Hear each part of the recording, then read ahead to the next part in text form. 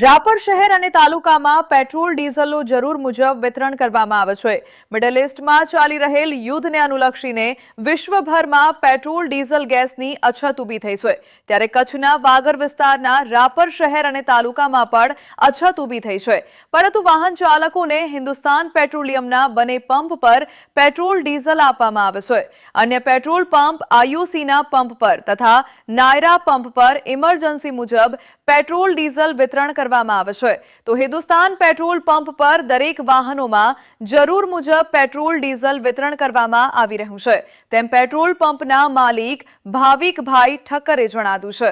હાલમાં જે મિડલ ઈસ્ટમાં જે ઈરાન, ઇઝરાયલ અને અમેરિકા વચ્ચે જે યુદ્ધ ચાલી રહ્યું છે તેના કારણે ક્રૂડના ભાવમાં જંગી વધારો થતા અને ત્યારબાદ પેટ્રોલિયમ કંપનીઓ દ્વારા ક્રેડિટ ફેસિલિટી બંધ કરાતા અને જે એવરેજ સેલ હતો એના કરતા બધાનો સેલ બમણો થતા પેટ્રોલની કટોકટી સર્જાયેલી છે। અને હાલમાં જે 2 દિવસ ઈદની અને રવિવારની રજા આવવાના કારણે જે ટર્મિનલો મોસ્ટલી બંધ રહેલા હતા એના કારણે આજે કટોકટી સર્જાયેલી છે અને જે માણસો અફવાઓના કારણે ડરીને પણ જે સ્ટોક કરવા લાગ્યા છે તેના કારણે પણ આ કટોકટી સર્જાયેલી છે।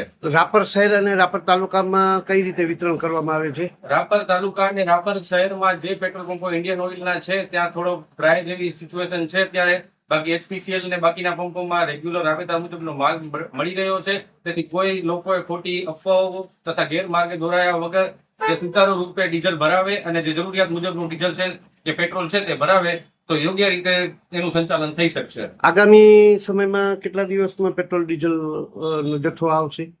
પેટ્રોલ ડીઝલનો જથ્થો અત્યારે જે પ્રમાણે જેનો આઉટલેટનો રેગ્યુલર સેલ હતો તે પ્રમાણે પેટ્રોલ પંપ કંપનીઓ દ્વારા આપવામાં જ આવી રહ્યો છે અને હજી પણ મળતો રહેશે તેવી અમને ઉપરથી માહિતી મળેલી છે। પણ છતાં જો હજી આ યુદ્ધની પરિસ્થિતિ બાદ શું પરિસ્થિતિ સર્જાય તેના માટે હજી કોઈ બાંયધરી કોઈ આપેલી નથી અને અત્યારે રેગ્યુલર રીતે પેટ્રોલનું સંચાલન થઈ રહ્યું છે। Thank you.